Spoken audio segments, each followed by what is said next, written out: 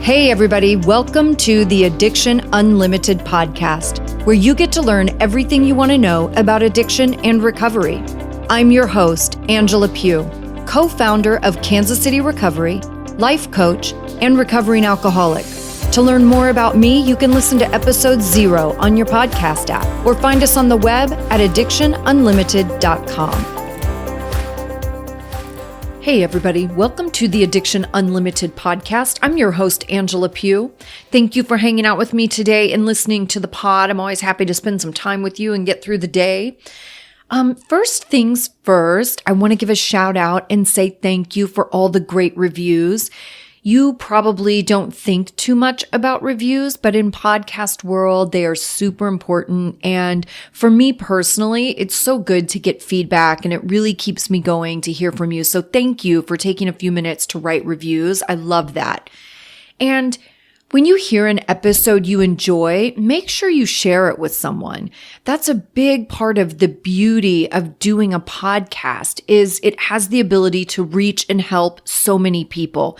And as people in recovery, we have to constantly be of service to one another and share resources with one another to help us all get through this journey. So share this episode with a few people you think would enjoy it.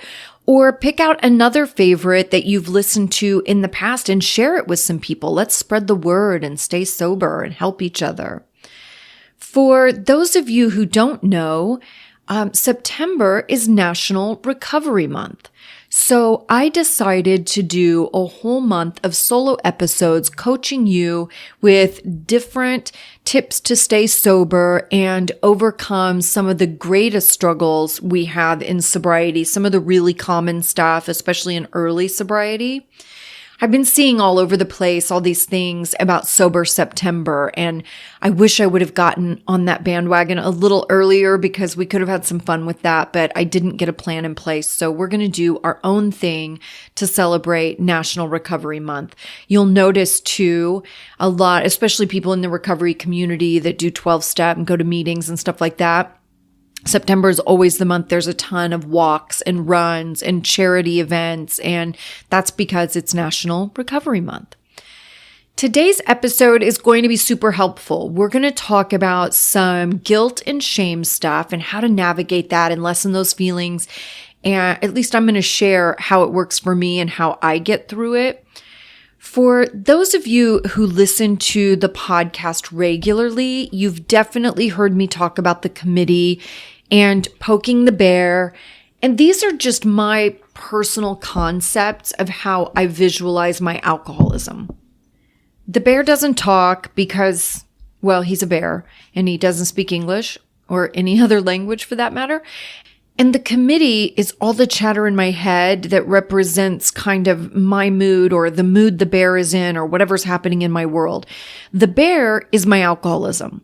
And as long as I'm healthy and sober, that dude is in deep hibernation, totally asleep, not messing with me at all. And when he's in hibernation, the committee can be pretty nice, right? It still has some devious and ornery behavior that I have to watch out for. But for the most part, if I'm diligent in nurturing my recovery and my life, then I can keep the committee in check. However, if I start doing things that aren't good for me, things that make me feel bad about myself, laziness, procrastination, gossip, not caring for my recovery, being snippy or rude, any little tiny thing that I'm not super proud of anything that causes the tiniest ping of guilt or negative feelings about myself, all that stuff is poking the bear and giving the committee ammunition, right?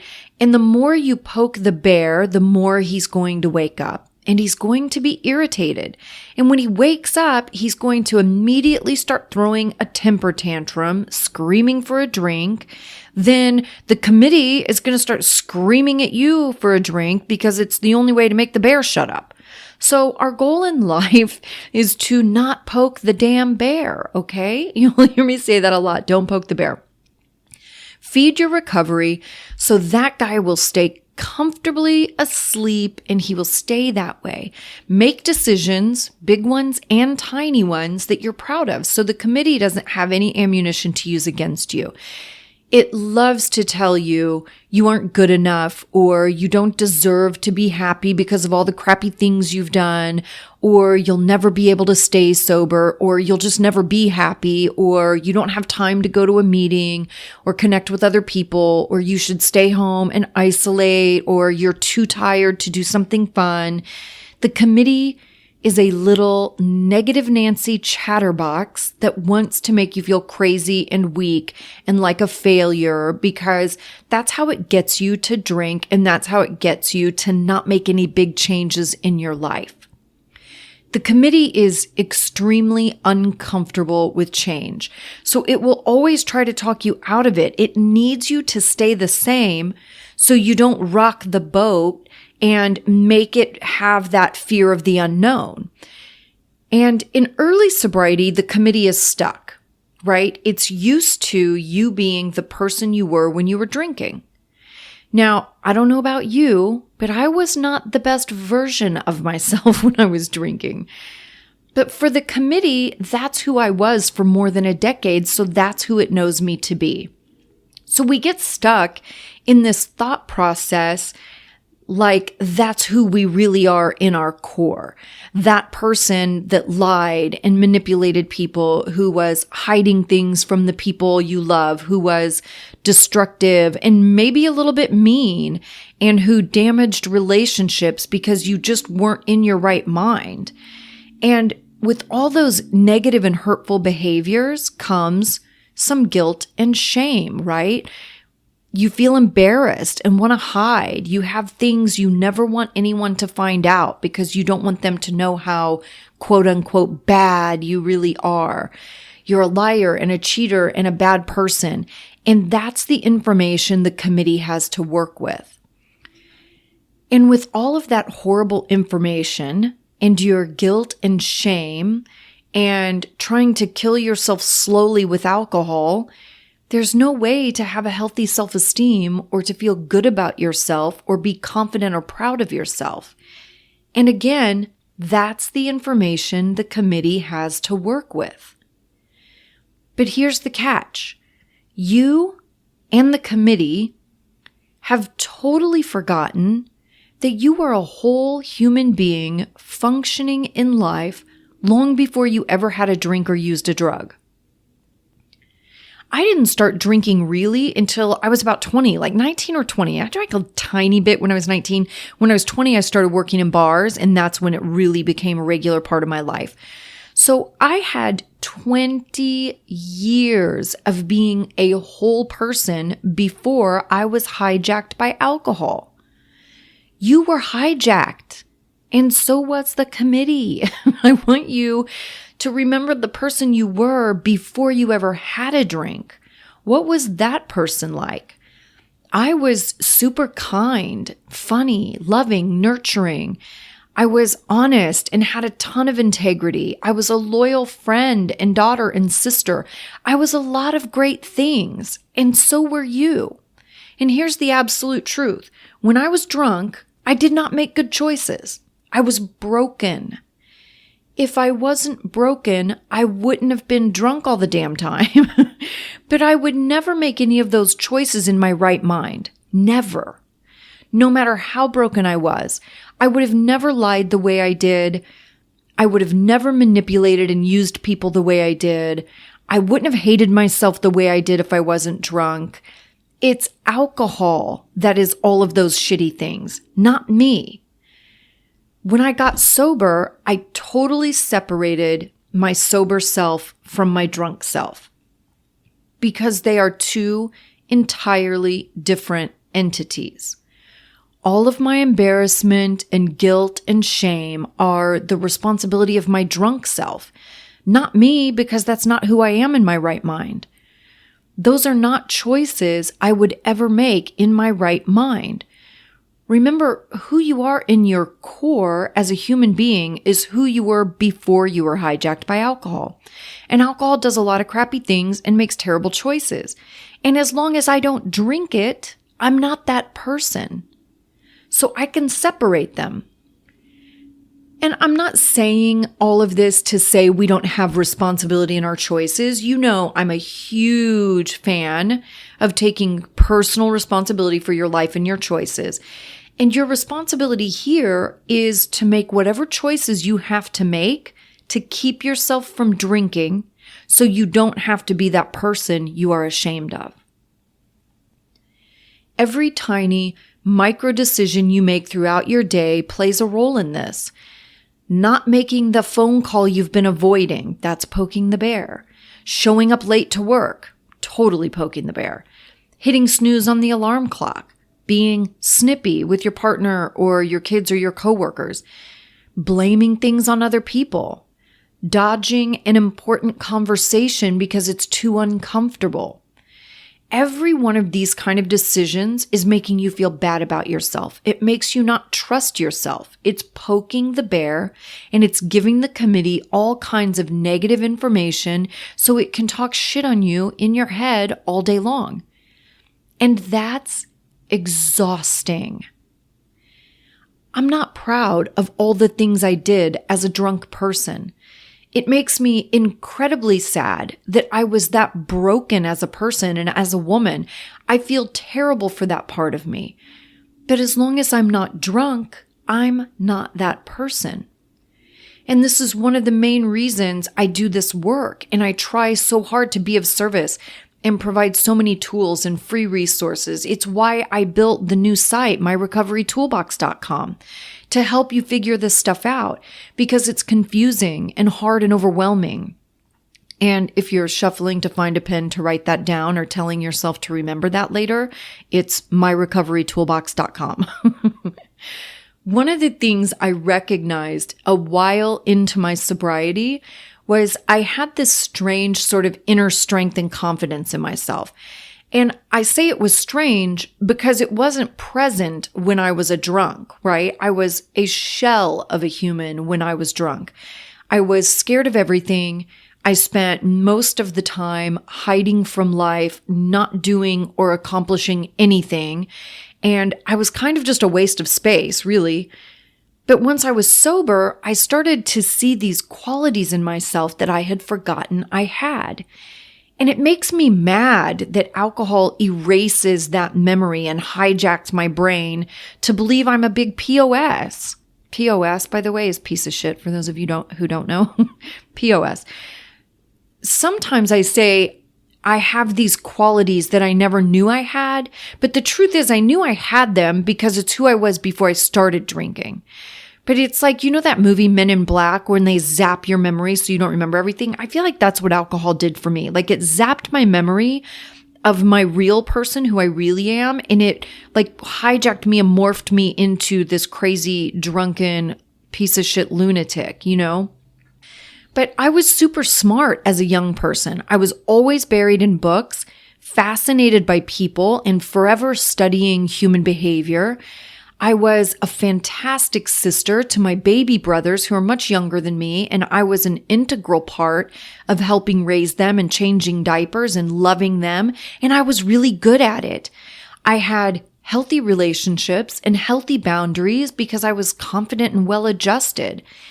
And when I put down the booze, I started to see some of those great qualities in myself again. I started to see this inner strength to walk away from alcohol and not look back. I could see that deep down inside of me, I was confident and I could successfully give up alcohol. And I knew I had the ability to live happy and alcohol free. I didn't doubt myself or doubt that I was capable. Then I went to AA meetings every single day of my life, right? And that showed me I had the ability to be committed to something and dedicated to something other than drinking, because drinking was the only thing I had been truly committed to for many years. And in my drunk life, I never thought I was capable of committing to anything because all I ever did was talk a big game about all the things I wanted to do. But I had so much fear and overwhelmed that I would never get off my buns and actually follow through with anything. And I mean anything. I didn't follow through with anything that didn't involve drinking. I even thought, back then, I was a pretty good dog mom. And I was good. I was committed to my dogs and I loved them dearly. But now, as a totally sober person and being a dog mom to Henry, it's a whole different ballgame. My dogs before were well cared for, but I also did that half-assed because I was too consumed with either being drunk or hungover to take really good care of them.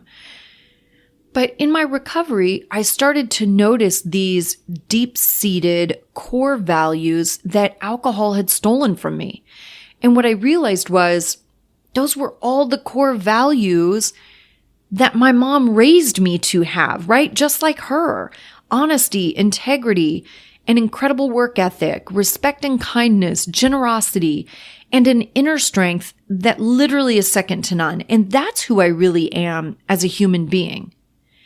The drunk version of me is some weird, twisted, Halloween costume of a human. All those crappy choices and laziness and burying my head in the sand and lying and having no ambition or path, living afraid of life, doing all of that for so many years continually broke me down and diminished my self-esteem. You get to have self-esteem when you believe in yourself and you trust yourself to get through hard times. You trust yourself to make good decisions even when it's hard. You trust yourself to take care of yourself. Getting sober is like this exercise in reconnecting with your true self, who you are in your core before alcohol hijacked you and your life. It's rebuilding a relationship with yourself after you've broken your own trust. This process is about getting you back to who you are, doing things you love, and loving yourself on a daily basis. So when I think about all the things I'm not super proud of, how I hurt people, including myself, I put all of that responsibility on my drunk person. Because that's not me. It's the drunk version that is extra crappy and will lie and manipulate to get what she wants. In my right mind, I would never do those things. So I want you to spend some time today really thinking about the person you were before you were hijacked by booze. And some of us were a little broken and struggling with self-esteem issues or depression because of life situations. And that's what led us to drink to start with. If that was your situation, then I want you to think back even further to who you were as your happiest self, as a young person. Sometimes I go all the way back to 8. Man, 8 was a good year. We lived in a beautiful neighborhood for the first time ever. I could walk around and play outside, and my mom entered this contest and won me a bicycle, so I had this freedom to go wherever I wanted to. The pool was right up the street from our house. 8 was a good year. If you have to go all the way back to kid years, do it. Because I want you to start to uncover who you really are in your core. Think of those qualities and how you can start getting back to being more of that person. We have a tendency to shy away from friendships and connecting with people because we have this underlying fear that they will find out who we really are, right? And we think the drunk version is who we really are because we have all that shame and guilt about the crappy things that we did. But let's spend some time focusing on showing people who we really are in our core, all of those great qualities that we possessed before we were ever hijacked by alcoholism. Let your guilt and embarrassment and shame live with the drunk version of you, and don't carry all of that weight as your sober self. And I don't just mean sober like you aren't drinking. I mean sober like recovering from all the bad habits you practiced as a drunk, recovering from falling prey to life and its challenges, and for being verbally abused by the committee and seduced by the lies that alcohol promises you. Recovery is working to heal yourself and get back to that person that lives below the drunken drama. It's breaking those bad habits and adopting new, healthier ones. It's repairing your self-esteem and rebuilding your trust in yourself and your belief in your abilities. You have to shed that skin of the drunk you, like taking off a costume. Take off that costume and let the real you come out again. I love this visualization. It makes so much sense to me. I can't confuse those two entities because they are not one and the same. And as long as I don't drink, I can leave that other half behind and focus on showing the world the real me. And that's what I want you to do. Take off that costume. Leave the drunken costume with your guilt and shame and let the drunken part carry all that stuff and be proud of who you are now today and be proud of the choices that you're making and show the world that person. And make sure on a daily basis you are doing things to protect yourself and to protect your sobriety so you don't go back to being the drunk person. I hope this makes sense, and I hope it helps you get through today a little easier. Don't forget to check out all the free resources available at myrecoverytoolbox.com. I know you guys are loving the sober sleep relaxation recording. I'm getting incredible feedback about that one, and I'm so glad you're loving it. I love it too. It's so relaxing. As usual, I will put links to the Recovery Toolbox in the show notes, as well as links for those of you who would like to do private coaching session with me. There's a ton of value with the coaching session, so don't look at the cost and freak out. You're not paying for 1 hour. This is literally a full week of support and guidance with me personally. So I'll put those links in the show notes, myrecoverytoolbox.com. I will put links to join our Facebook group. The Facebook group is amazing. We're going to start doing some really cool stuff in there. I'm going to start doing some office hours and Q&A with live video and stuff like that in there. So that's everything we have coming up. I'll put all those show notes so you can click right from your podcast app. You have a great day. You know how to find me if you need anything, and I will see you next week. You've reached the end of another great episode of the Addiction Unlimited podcast. Candid and honest conversation about addiction and recovery. Be sure to visit us at addictionunlimited.com to join the conversation and access show notes and links to everything we talked about. Love this episode? Please take 30 seconds to subscribe, rate, and review on iTunes to help us improve and give you the information you want. Thanks for listening. See you next week.